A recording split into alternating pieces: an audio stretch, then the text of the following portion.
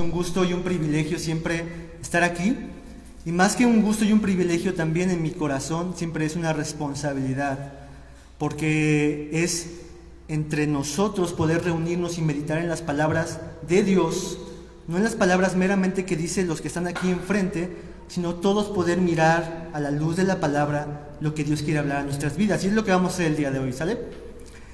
Hace unos días, ya van varias veces donde mi hija es fuente de enseñanzas. Hay diferentes cosas que ella nos enseña, muchas que nos causan risa, pero una de ellas que normalmente ahorita está haciendo es que de repente por alguna situación ella dice: si no me das eso me voy a poner triste, papá. Así que si no me das eso que estoy pidiendo, me voy a ir y voy a llorar. Mi hija está expresando algo de lo que hoy venimos a hablar el día de hoy.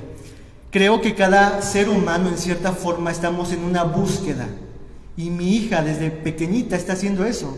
Lo que vemos en ese título de esa película. ¿Cuántos han visto esa película? ¿Alguno de ustedes? Ah, qué bueno, buenos cristianos. Bien, esta película presenta precisamente este título que evoca nuestros corazones de que siempre estamos buscando ser felices de alguna o de otra forma, ¿no creen? Por eso hacemos lo que hacemos, por eso vamos al trabajo, no solamente porque necesitamos tener dinero para comprar, sino porque lo hacemos para no estar en un momento difícil económicamente. Aquel jugador que juega cualquier tipo de deporte, lo hace porque encuentra una satisfacción en eso. Aquella persona que se casa a veces piensa que lo hace porque con él o con ella voy a ser feliz. Y estamos buscando muchas cosas para ser felices. Si yo les dijera hoy, si pudiéramos elegir entre la felicidad y la tristeza, les pregunto a ustedes, ¿qué preferirían en su vida? Yo creo que la mayoría preferiríamos estar contentos, alegres, satisfechos, estar gozosos, estar en paz, no estar intranquilos, no estar tristes ni desesperanzados. Y es que eso es algo que perseguimos todos nosotros como seres humanos. Para eso hacemos lo que hacemos. Así que hoy vengo a hablarles un poco de esto, de esta búsqueda de la felicidad, y para eso vamos a ir al maestro, a que nos diga qué significa la felicidad, la verdadera felicidad. Acompáñenme a su Biblia, búsquenlo ahí, o en la pantalla también va a aparecer, Mateo capítulo 5, versículo 4. Mateo 5, 4.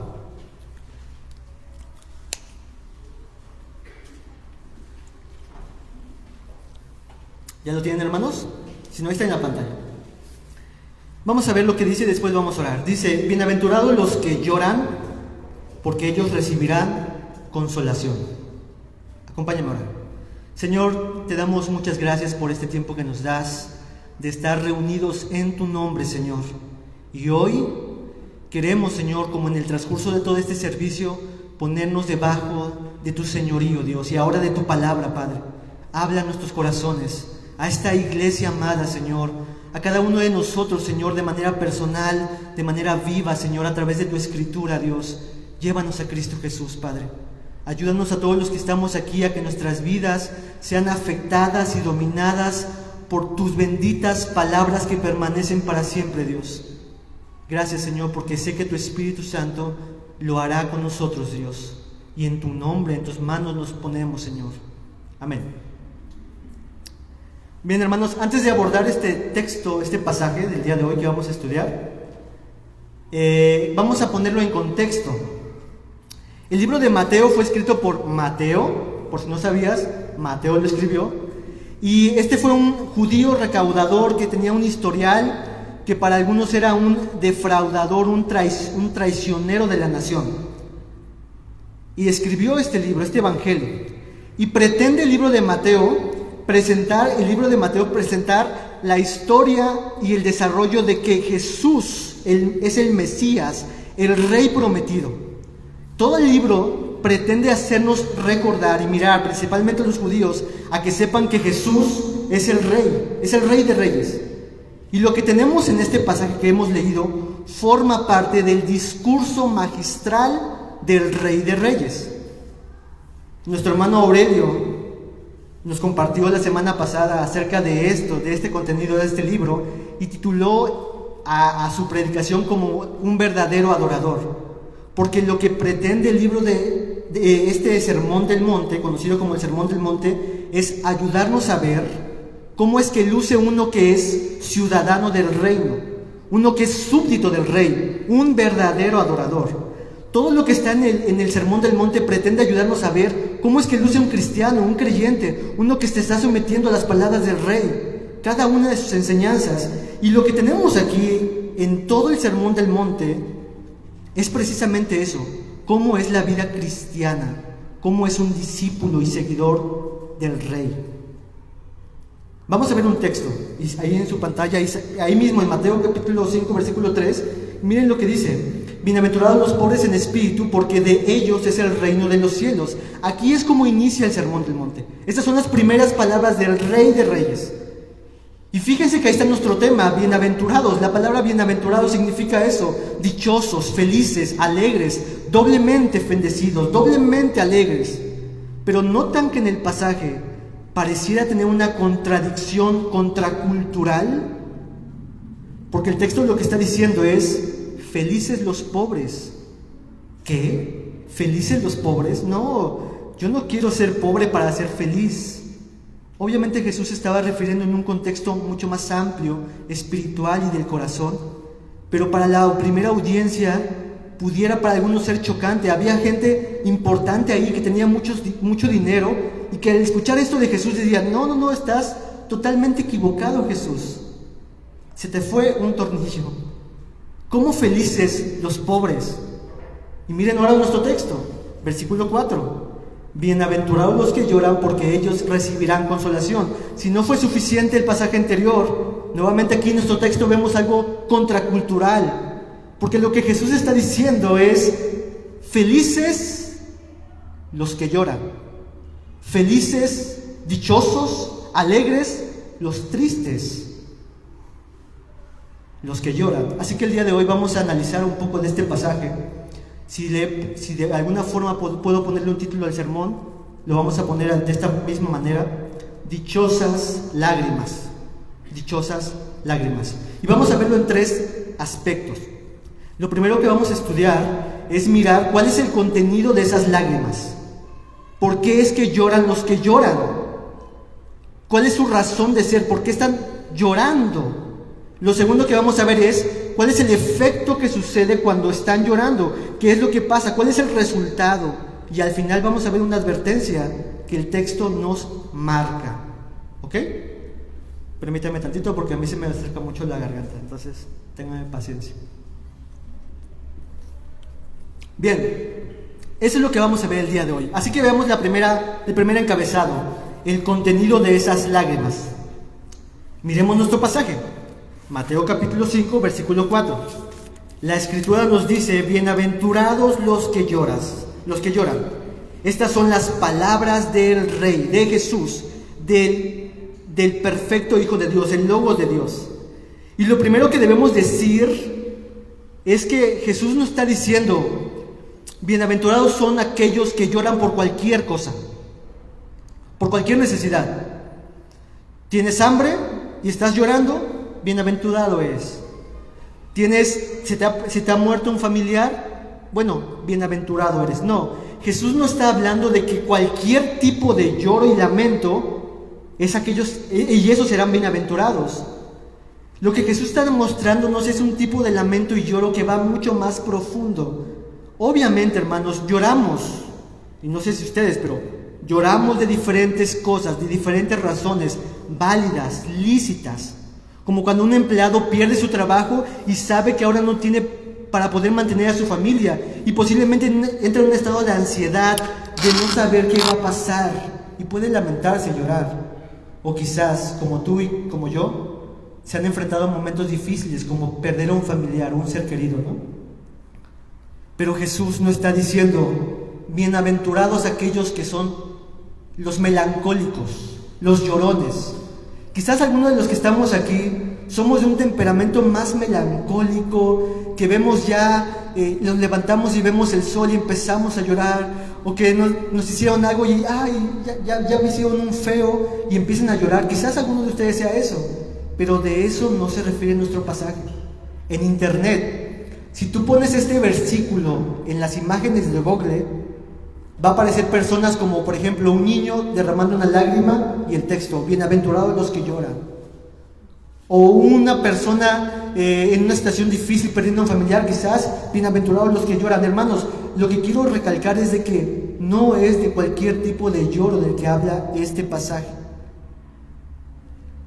Pero quiero que centren su mirada en esa palabra que dice, ahí está bien, en esa palabra que dice lloran. Porque en el original, en el griego, en la lengua que se hablaba en aquel entonces, se podían usar al menos 7 o 9 palabras que tenían ese mismo significado, llorar. Pero Jesús, de entre todas las palabras que podía haber usado, usó esta en específico, llora, y que lo que significa es un lloro, el más intenso de todos. Uno igualado al lamento o el llanto cuando tú pierdes a una persona, un lamento como de luto. Hermanos, hace mucho tiempo, mi abuelita querida, que ya está con el Señor, en sus últimos momentos de vida, porque ya le habían diagnosticado muchas cosas en su organismo, la llevaron a nuestra casa, estuvo toda la familia ahí, la vimos poco a poco desvanecerse, ella empezaba a hablar, era muy amada por todos, estaba toda la familia ahí, hermanos. Estaba mi tía que estaba cerca de ella y le agarraba la manita, y en una ocasión mi tía le dijo, mamita, y mi abuelita ya no respondía, mamita, mamita, y mi abuelita ya no respondía. Y hermanos, en ese momento toda la familia empezó a llorar, a lamentarnos. De ese tipo de lamento y de lloro es el que nuestro texto está apuntando. Yo sé que muchos de los que hemos pasado aquí hemos pasado ese tipo de lamento y lloro. Bueno, enfóquense que esta es la palabra que está usando Jesús. Un lamento como de luto, desgarrador, como un padre o madre que pierde a un hijo o una hija. Es desgarrador. Ahora la pregunta es, ¿cuál es el contenido de esas lágrimas? ¿Por qué es que están llorando de esta manera? Quiero mencionarte al menos 2 cosas, entre quizás otras que pudiéramos mencionar, del contenido de esas lágrimas.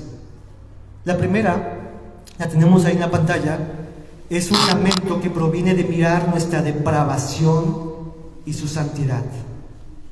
No hay cosa más terrorífica y terrible que ponernos a la altura en la balanza y dimensionar la santidad gloriosa de Dios. El profeta Isaías, cuando tuvo esa visión de la gloria de Dios, donde los seres espirituales clamaban uno al otro, santo, santo, santo, y las puertas, los postes temblaban, Isaías capítulo 6:5 nos dice, entonces dije, ay de mí, que soy muerto, porque siendo hombre inmundo de labios y habitando en medio de pueblo que tiene labios inmundos, han visto mis ojos al Rey Jehová de los ejércitos. Para Isaías no fue un momento de alegría y de gozo, hermanos, estar en la presencia de Dios. Para Isaías, al ver la santidad gloriosa de Dios, un peso abrumador de su pecado ante la santidad de Él cayó sobre él y dijo, voy a morir. Ese lamento profundo, inicial del camino de un pecador, es el contenido de esas lágrimas. Es ante mirarnos desnudos ante la santidad abrumadora de Dios. Hermano, hermana, amigo que nos escuchan, no hay absolutamente nada bueno en ti. Nada bueno. Nada que sea digno de poder estar delante del 3 veces santo. No hay nada por el cual Dios deba de tenerte misericordia, porque somos pecadores. La Biblia ya lo dice en Romanos 3, todos hemos pecado delante de Dios y estamos destituidos de su gloria. Lo que mereceríamos por nuestros pecados es el apartamiento, la ira de Dios, la lejanía de Dios. Isaías 64:6, puedes apuntarlo o escucharlo. Isaías 64:6 dice, si bien todos nosotros somos como suciedad, ¿qué somos? Suciedad.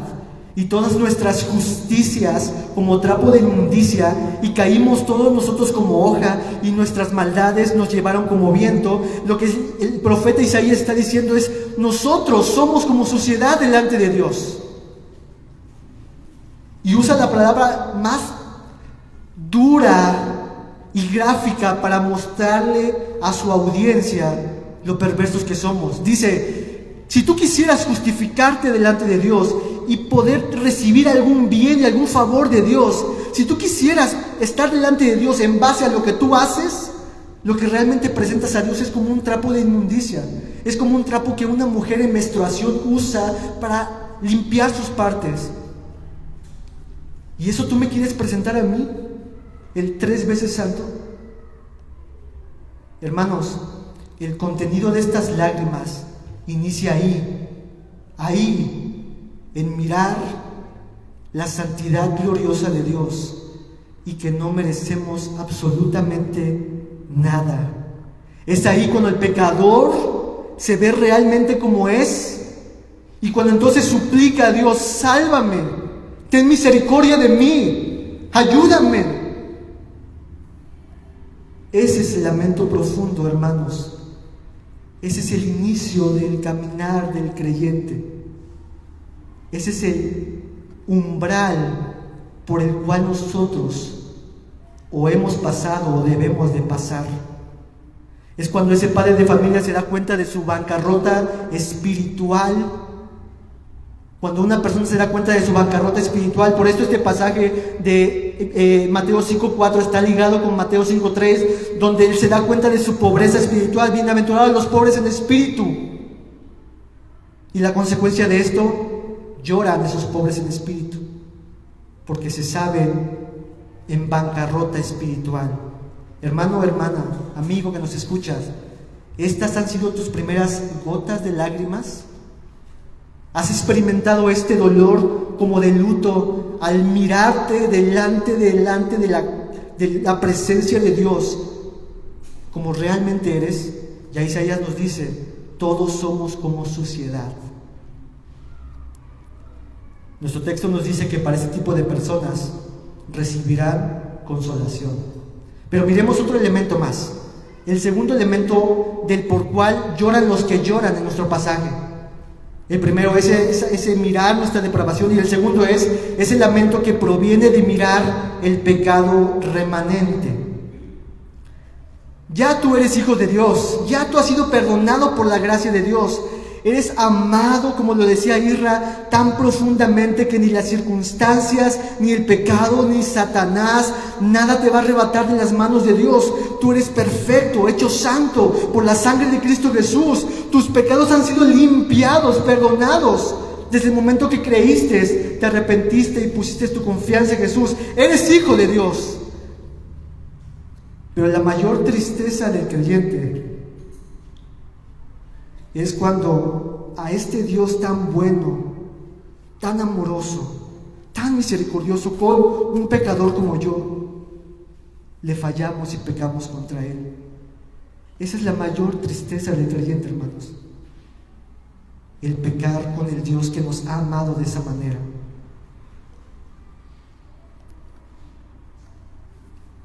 Hay una persona que ustedes lo conocen en la Biblia, una persona que tenía todas las cosas de este mundo, riquezas que tú y yo no poseemos, propiedades, infinidad de cosas, pero que él pecó contra Dios. Veamos un texto, acompáñenme a un texto. Salmo 51:11.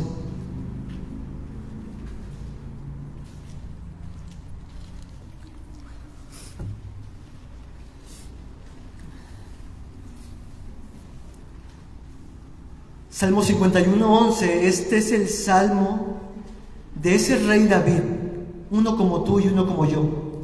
A diferencia de ti y de mí, es de que él tenía todas las cosas que una persona quizás pudiera pensar, querer tener. Riquezas, un reino, una posición, familia, ya para su tiempo paz. Y el rey David escribe esta porción en Salmo 51:11. No me eches de delante de ti, y no quites de mí tu Santo Espíritu. Eso lo escribe, este salmo fue escrito por David después de haber sido confrontado por su pecado, hermanos. ¿Cuál pecado? El pecado que está hablando aquí es el que inició una mañana en ociosidad. Fíjate dónde inicia el pecado. En una mañana en ociosidad, donde el rey se para, mira, desea, codicia, fornica, después empieza a elaborar un plan de mentiras, termina en un asesinato, se casa con esta mujer, y 9 meses después, o durante esos 9 meses o más, David se quedó como, creo que no pasó nada, estoy bien, ya le pude retribuir con mi pecado, no pasó nada, no tengo ninguna consecuencia, parece que todo está bien. Y Dios envía al profeta Natán y le dice lo que ya sabemos nosotros: tú has pecado contra Dios, tú eres ese. ¿Qué es lo que pasó con David? Profundamente lloró por su pecado, y es lo que está en nuestro texto escrito: no me eches delante de ti, no quites de mí tu Santo Espíritu. David no suplicó: por favor, no me quites el reino, no me quites mi familia, aunque lloró por su hijo, pero el énfasis de David fue: Señor, Dios, he pecado contra ti. Pensé ocultar mi pecado, pensé abrazar mi pecado, pensé disimular el pecado, pensé que ya las cosas se habían olvidado, pensé que yo había hecho después las cosas bien, pero pequé contra ti. 9 meses después, 10 meses después, para David esto fue de total tristeza delante de él. Y ahí está el salmo completo: lávame, Dios, límpiame, purifícame, renueva tu espíritu dentro de mí, pero no me quites tu espíritu, no me quites de tu presencia. Hermano, yo creo que en todos los que estamos aquí como creyentes existe el deseo genuino, sincero, de no pecar contra Dios. No es como que nos levantamos en la mañana y digamos: hoy voy a pecar de esta manera porque te aborrezco, Dios. Sino que siendo seducidos por nuestros deseos, cedemos a nuestras pasiones. Y ahí está nuestra tristeza. A ese debería ser nuestro lamento. Esa debería ser nuestras lágrimas. Pequé contra Dios. En cierta forma, esto es lo que experimentó Pablo. Romanos capítulo 7, versículo 18 al 24. Puedes buscarlo y escucha lo que dice.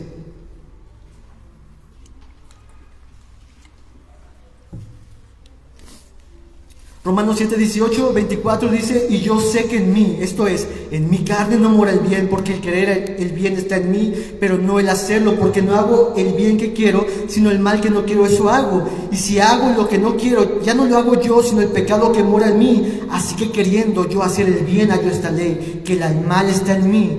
Porque según el hombre interior, me deleito en la ley de Dios, pero veo otra ley en mis miembros que se revela contra la ley de mi mente y que me lleva cautivo la ley del pecado que está en mis miembros. Miserable de mí, ¿quién me podrá librar de este cuerpo? Hermanos, lo que está hablando aquí Pablo no significa de que él estaba todos los días presos al pecado, porque ya había dicho antes: ya somos libres del pecado, estamos muertos al pecado, estamos muertos a la ley, somos verdaderamente libres. Pero lo que Pablo sí está diciendo, podríamos decir, es de esos momentos, de esos pequeños momentos donde él pecaba voluntariamente, sí, pero había un deseo sincero en su corazón de que no quería hacerlo.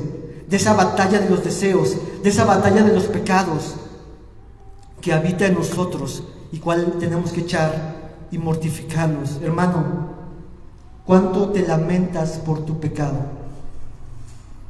Porque el camino del cristiano no solamente inicia en ese umbral con esas lágrimas iniciales al ver nuestro pecado delante de la santidad de Dios, sino que continúa hacia adelante lamentándonos de que queremos ser más como Jesús, de que quiero amar a mi esposa y a mi esposa como Cristo nos amó a nosotros, de querer ser un padre que glorifique a Dios, de querer ser un estudiante excelente que muestre las virtudes de Dios, de no mentir, de no robar. Yo quiero vivir así para tu gloria. Pero cuando pecamos contra Dios, pueden suceder dos cosas: o como David, ignorarlo, o como David, al recordar su pecado, arrepentirse y llorar y lamentarse de que ha ofendido al Dios que le amó tanto que entregó lo más preciado del cielo, a Jesucristo. Hermanos, los verdaderos bienaventurados, la actitud de ellos no está en sonreír todo el tiempo. Un cristiano no es aquel que está sonriendo todo el tiempo, ja, ja, ja, ji, ji, ji. Sino hay momentos para eso, pero en muchas ocasiones también hay lamento por pecar contra Dios, por ofender a Dios, por no vivir para Dios a veces. Debemos de permanecer en el quebranto, en la humillación, de saber que hemos ofendido a un Dios que nos ha amado profundamente, como David, porque en esa humillación y en ese quebranto nos está conduciendo Dios al arrepentimiento y nos está conduciendo Dios a Él mismo.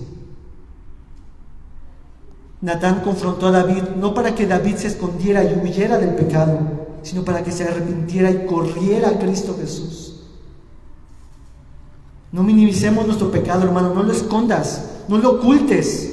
Exponte delante de la palabra de Dios, humíllate a la poderosa mano del Señor y Él te exaltará. Humíllate. Hijitos míos, estas cosas os escribo para que si alguno de ustedes ha pecado, abogado, vayan al Padre, confiesen su pecado, no lo minimicemos.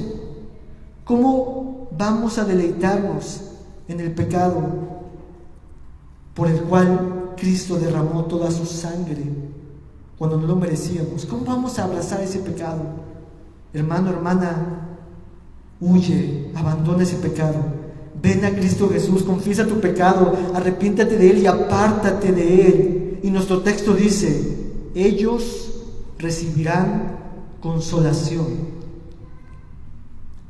Fíjate que al menos estos dos elementos de la escritura que les he mencionado se encuentran en un pasaje. Miren conmigo, 2 Corintios 7, 8 al 10.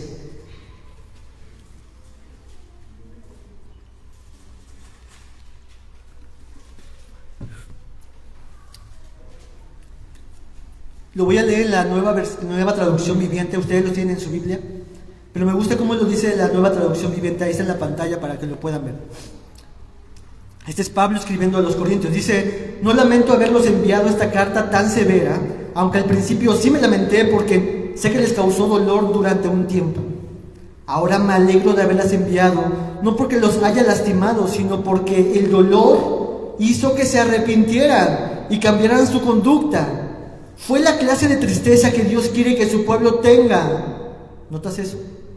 De modo que no les hicimos de ninguna manera daño, pues la clase de tristeza que Dios desea que suframos nos aleja del pecado y nos trae como resultado salvación.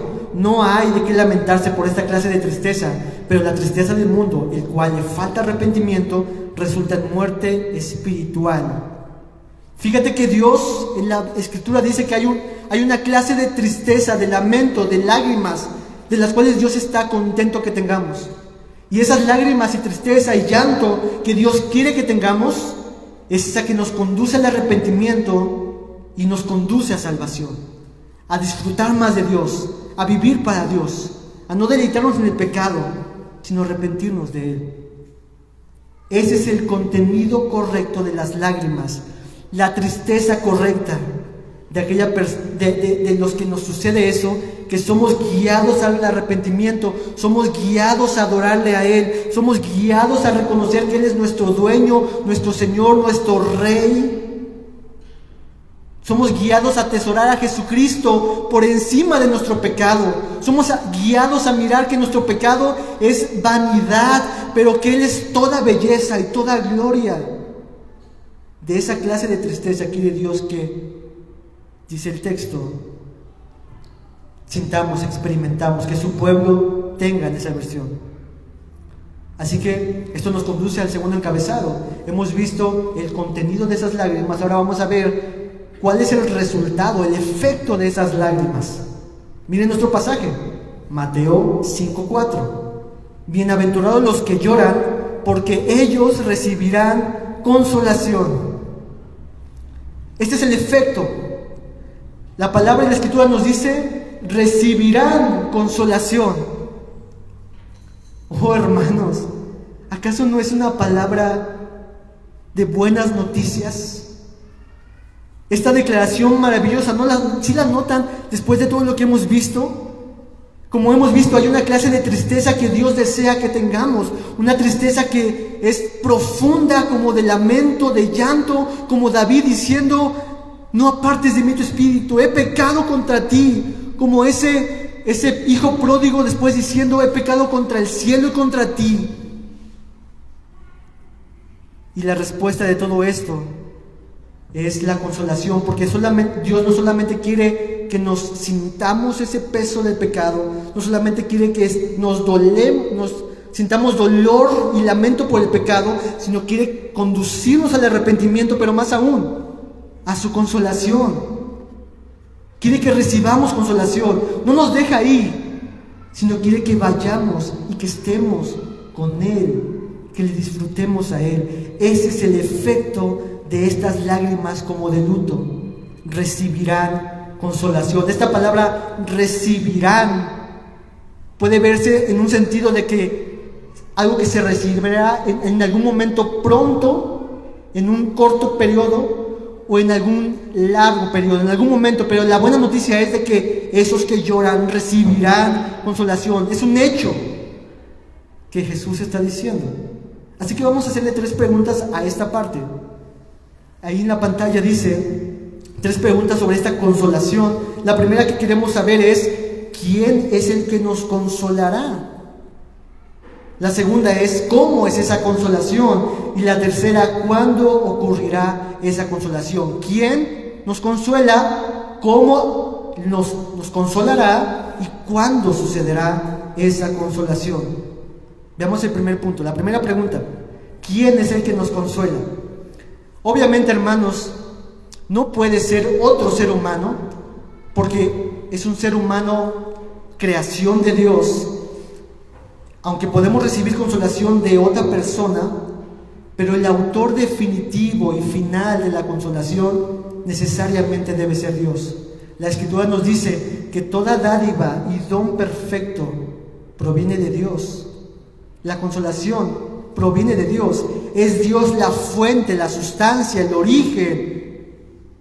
Obviamente Dios usará medios como la iglesia, los hermanos, al que tienes junto a ti. Dios puede usar a tu hermano que está junto a ti para traer consolación a tu vida. Su palabra, la oración, la comunión entre unos con otros. Dios va a usarla, pero Dios es el orquestador, el originador de la consolación. Vamos a ver algunos textos para reforzar este punto de que Dios es el consolador. Vayamos a 2 de Corintios 1, 3 al 4. 2 de Corintios 1, 3 al 4.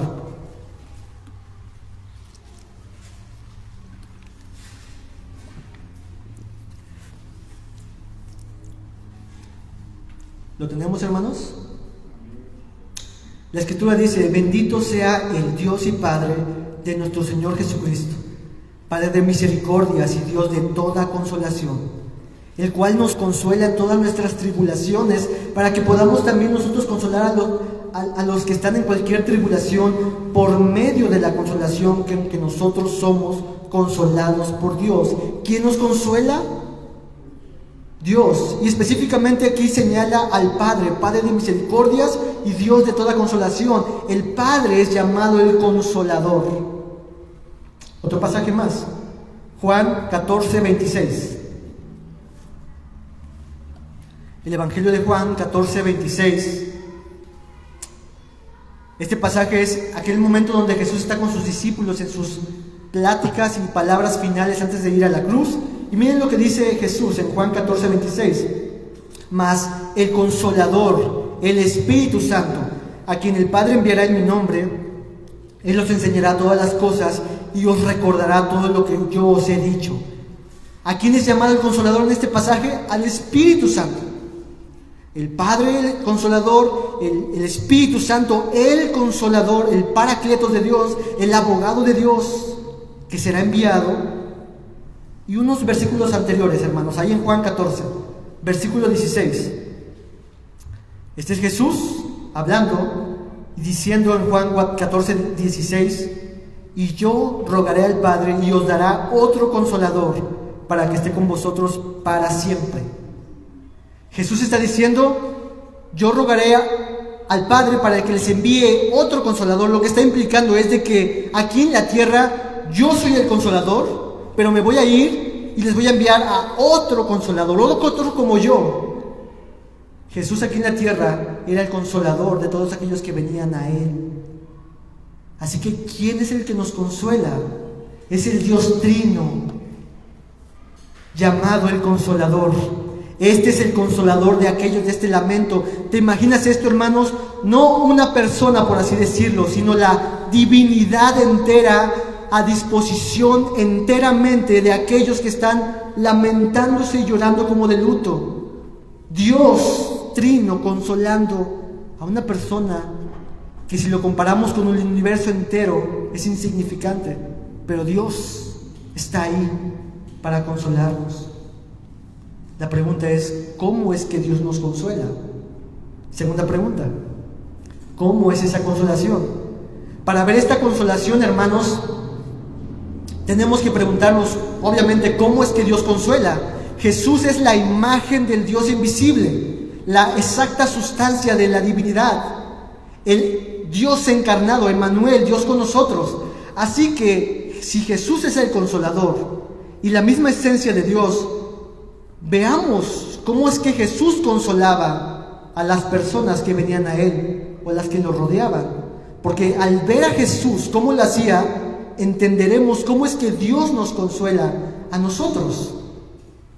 Voy a estar enlistando algunas historias y pasajes. Ustedes lo pueden apuntar para después ir a su Biblia y verlo en su casa. Les voy a traer a su mente la historia de la mujer samaritana. Juan capítulo 4.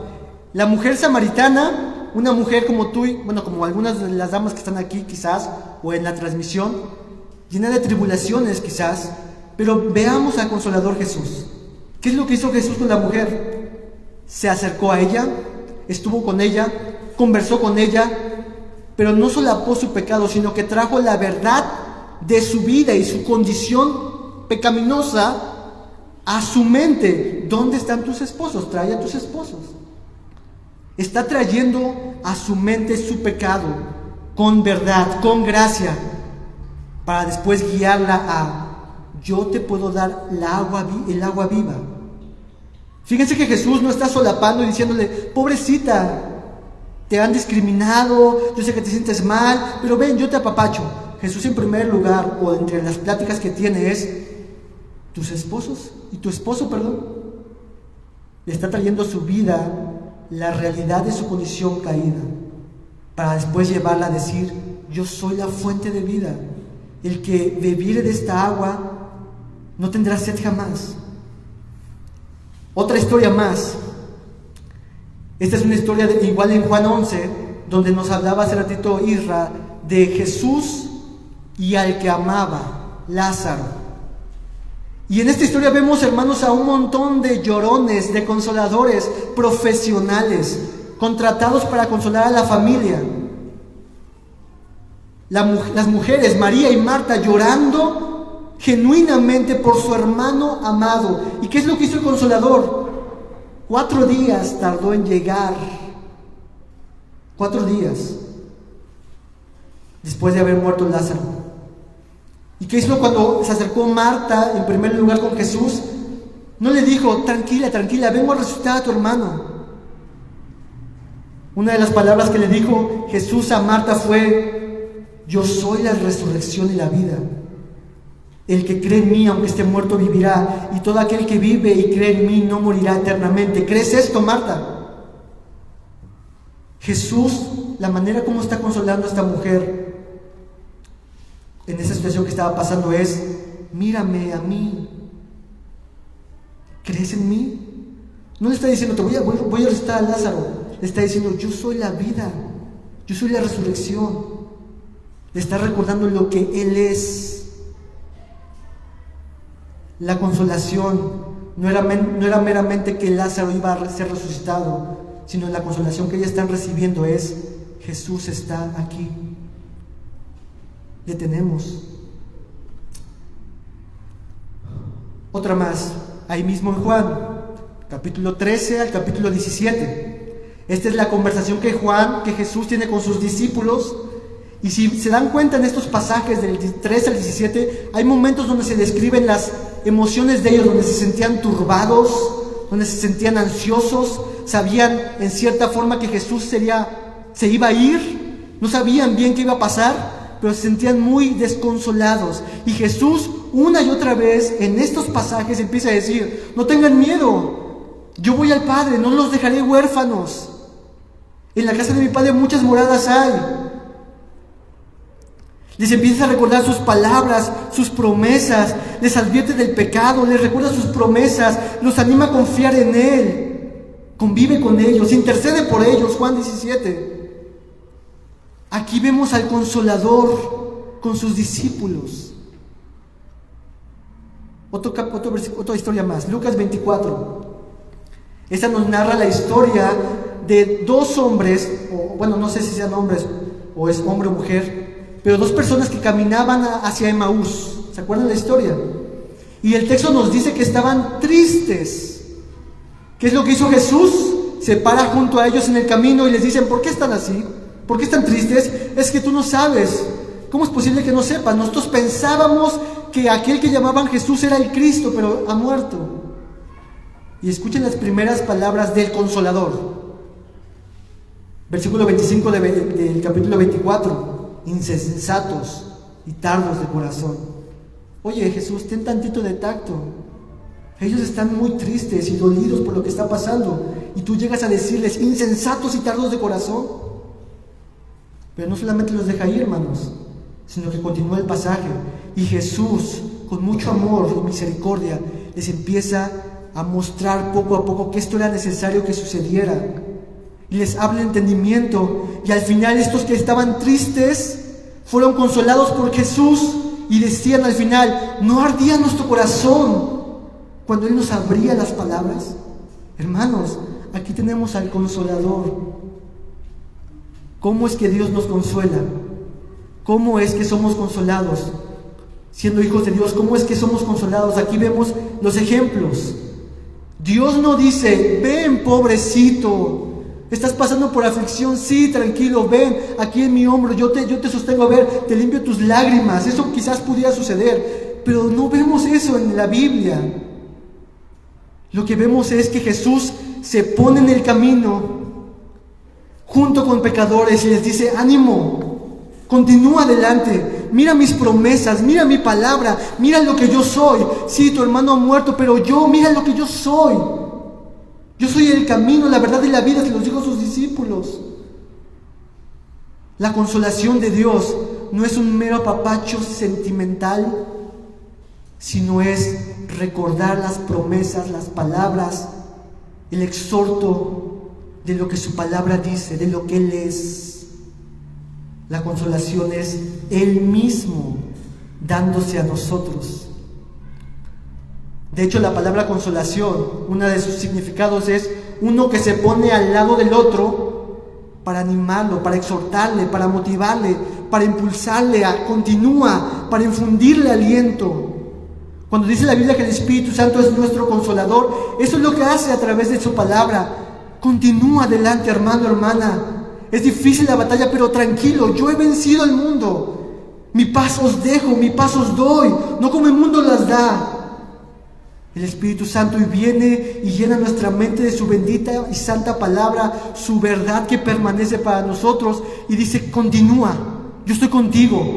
Aunque ande en valle de sombra de muerte, no temerás mal alguno, porque yo estaré contigo. Mi espíritu te he dado, yo estoy intercediendo por ti. Continúa, sigue adelante en el camino. Eso es lo que hace el Consolador, hermanos. Vemos a esos dos hombres, Pablo y Silas, en la cárcel. Cuando los demás pudieran estar llorando por su situación, ellos estaban recordando las palabras del Señor y cantaban con gozo en la cárcel, llorando sí, pero siendo consolados por el Señor.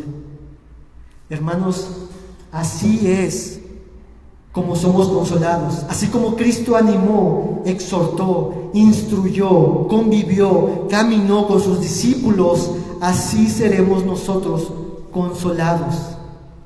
No desmayemos. Continúa luchando contra tu pecado. No cedas a la tentación. No cedas a la seductora voz en tu ser mismo de querer ceder ante el pecado. Jesús la combatió con la palabra de Dios, lo hemos visto, lo hemos estudiado en el desierto. Tiene sus palabras, hermano. Tenemos sus promesas. Echemos mano de ellas. Vayamos y recibamos la consolación que viene de Dios.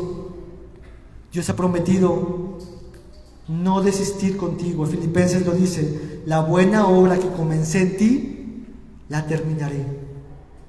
He ahí nuestro consolador. La pregunta entonces que sigue es: ¿cuándo ocurrirá esta consolación?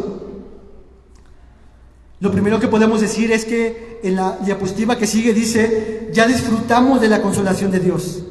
Él está con nosotros, pero la consumación total y definitiva de esta consolación será cuando demos un paso a la eternidad con Él. Hermanos, la bendición, la bienaventuranza de aquellos que lloran es que ya seremos consolados, ya podemos recibir la consolación de Dios, como les he mostrado en los pasajes. Escuchen un pasaje, Salmo 34, 18. Salmo 34, 18 dice: cercano está Jehová a los quebrantados de corazón, a los quebrantados de corazón, y salva a los contritos de espíritu. Este texto lo que nos dice es que Dios ya está cercano para consolar a todos los que están humillados delante de Él. Dios no quiere dejarnos ahí, en ese lamento, sino que Él ya está cercano para perdonarnos, para amarnos, para justificarnos, para que disfrutemos de Él. Isaías 57, 15 dice: porque así dijo el alto y sublime, el que habita en la eternidad y cuyo nombre es el Santo: yo habito en altura, en la santidad, y con el quebrantado y humilde de espíritu, para hacer vivir el espíritu de los humildes y para vivificar el corazón de los quebrantados. Yo habito en la altura, pero habito con los que están quebrantados. Ya tenemos la consolación de parte de Dios y la disfrutamos, hermanos. Y si no fuera por la consolación de Dios, hoy nuestro corazón desmayaría. Pero disfrutamos de la consolación, pero de manera definitiva, total, plena, completa, será en la eternidad con el Señor. Miren un pasaje, Apocalipsis 24, 1 al 4. Apocalipsis 24, 1 al 4. Este es el apóstol Juan. Vi un cielo nuevo y una tierra nueva, porque el primer cielo y la primera tierra pasaron y el mar ya no existía más. Y yo, Juan, vi la santa ciudad, la nueva Jerusalén, descender del cielo de Dios, dispuesta como una esposa ataviada para su marido. Y oí una gran voz del cielo que decía: he aquí el tabernáculo de Dios con los hombres, y Él morará con ellos, y ellos serán su pueblo. Y Dios mismo enjugará con ellos, estará con ellos como su Dios. Versículo 4: enjugará Dios toda lágrima de los ojos de ellos, y ya no habrá muerte, ni más llanto, ni clamor, ni dolor, porque las primeras cosas pasaron. Hermanos, aquí dice que enjugará los ojos de ellos. El apóstol Juan ya ve a los santos hijos de Dios ahí, entrando en el reino de Dios, y Dios mismo enjugando sus lágrimas para nunca más derramar lágrimas de llanto como lo hemos experimentado en la tierra. Hermanos, ese día será glorioso, hermoso, no porque no lloraremos más, sino porque estaremos completamente con Dios en la eternidad con Él. Hermano, tu lucha contra el pecado, esa tristeza como David, esa tristeza que es producida en nuestro corazón cuando entendemos que hemos fallado y ofendido a Dios, ya no más pecaremos con Dios, ya no más le fallaremos a Dios, viviremos con Él para siempre, para su gloria, eternamente y para siempre. No habrá ninguna gota de lágrima derramada diciendo: Dios, te fallé, te ofendí. No oré, no leí tu palabra, no me mostré misericordioso con mis hermanos. Hermanos, esta es la buena noticia del Evangelio. Y el autor dice, ustedes ya están ahí. Y sucederá esto. Cada gota que hoy derramamos en nuestro sufrimiento y lamento por el pecado, Dios la tomará y será como un trofeo de Él para su gloria. De estos mis hijos, aún llorando y todo eso, están aquí conmigo. Viviremos por Él y para Él por siempre, hermanos. Y escucharemos decir a nuestro buen Señor, bienvenido, buen siervo y fiel. En lo poco fuiste fiel, en lo mucho te pondré. Vengan todos mis amados, mis hijos, los llamados de mi nombre. Recordemos nuestro pasaje, bienaventurados los que lloran, porque ellos recibirán consolación. Hermanos, es por eso que este texto es una bienaventuranza, dichosos, alegres, no porque lloran, sino porque serán consolados. Esa es la bienaventuranza, de que gozaremos de su consolación. Aquellos que lloran, como lo he dicho hoy en este día, la consolación no es meramente que estaremos en el cielo. Esa no es la consolación. La consolación no es meramente incluso que dejemos de pecar. La consolación es que estaremos con Él para siempre. Viviremos para Él para siempre, por Él para siempre. Esa es la consolación. Esos son bienaventurados. Jamás pecaremos, viviremos para su gloria. ¿Acaso no son buenas noticias para nosotros, hermanos? Espero que tú seas como esos que se lamentan y lloran por el pecado. Hermano, ¿qué tanto estás siendo consciente de tu pecado? ¿Qué tanto estás llorando como un lamento de luto por tu pecado? No estoy hablando de que estés con lágrimas desbordantes, sino ese profundo sentimiento interior en tu corazón, desgarrador, de saber que has ofendido a Dios. ¿Estás lamentándote por tu pecado? Porque si yo les pregunto, si hoy pecaron, ¿quién podría decir que no, yo hoy no pequé? A veces, hermanos, no estamos tan conscientes de nuestros pecados, y le hace muy bien a nuestro corazón recordar nuestros pecados delante de Dios, para recibir la consolación de parte de Dios, para acudir al arrepentimiento, la fe y la consolación que proviene de Dios. ¿Qué tanto estás consciente como David cuando dijo, contra ti y solo contra ti, Dios, he pecado? ¿Tienes dolor por tu pecado? ¿O eres como David, que a veces ignoras el pecado, abrazas la situación como venga, ya se pasó, no pasó nada?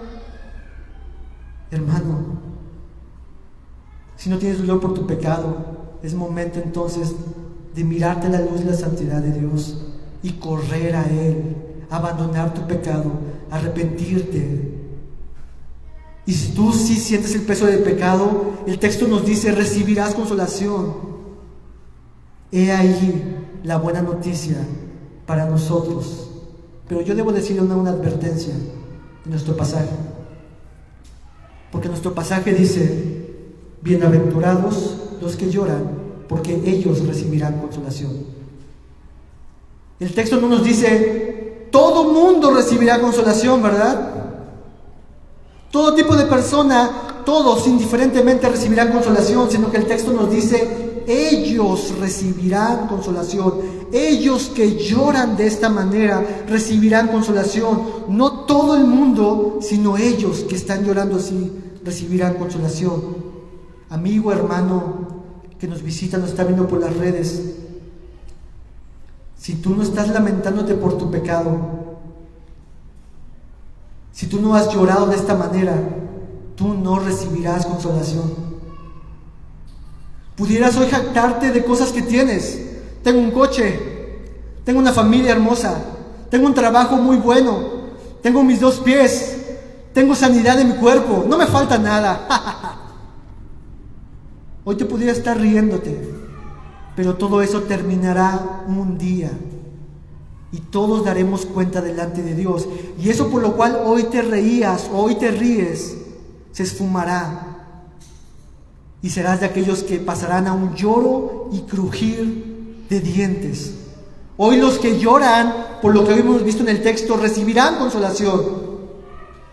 Pero llegará el día que aquellos que ríen no recibirán consolación jamás de Dios. Jamás de Dios. Ningún bien de Dios. Ninguna porción diminuta de la bondad de Dios, del amor de Dios, sino que experimentarán la lejanía, la separación de Dios eternamente y para siempre. Oh hermano, amigo, necesitas venir a Cristo Jesús urgentemente.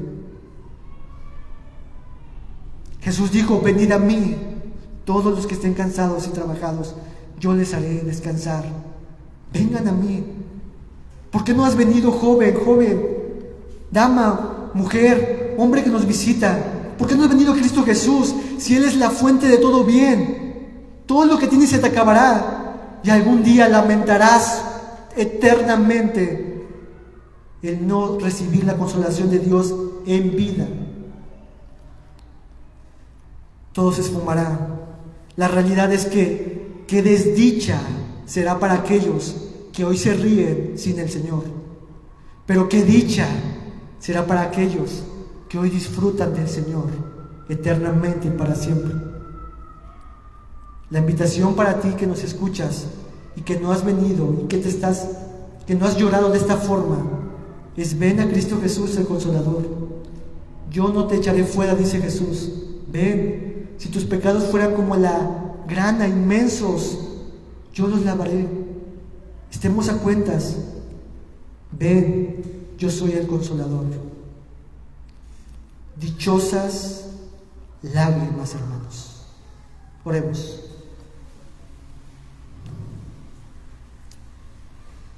Oh buen Dios,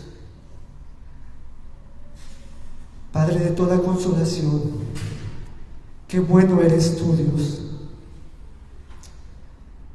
Señor, ayúdanos a poder en un sentido mirar la dimensión de nuestros pecados, Señor.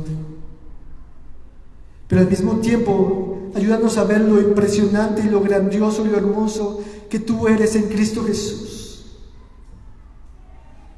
No permita, Señor, que cedamos al pecado, que consintamos al pecado, Dios. Ayúdanos, sálvanos, Dios.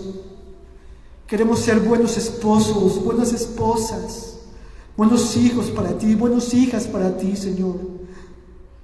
Buenas personas que han recibido un perdón tan grande, tan impresionante, un amor tan sublime, un amor tan bello y tan bueno.